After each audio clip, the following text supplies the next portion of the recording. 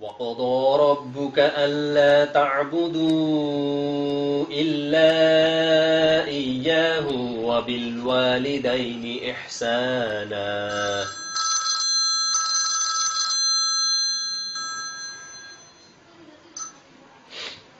إما يبلغن عندك الكبر أحدهما أو كلاهما فلا تقل لهما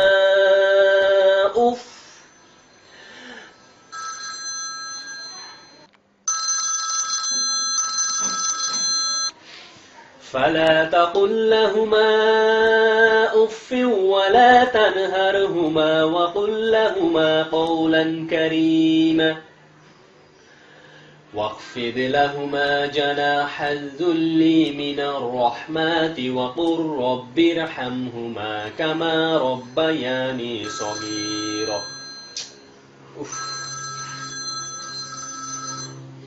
hello, আসসালামু আলাইকুম। আম্মি, কি ব্যাপার, আপনি এতবার ফোন দিচ্ছেন? হ্যাঁ, আমি কোরআন পড়ছিলাম তো। আবার কি সমস্যা হলো? ওহো, আমি বুঝতে পারছি। আপনি থামেন আম্মি, আপনি থামেন। আপনি মেহমানের সমস্যা নিয়ে এত চিন্তা করেন কেন, আমাকে বলবেন?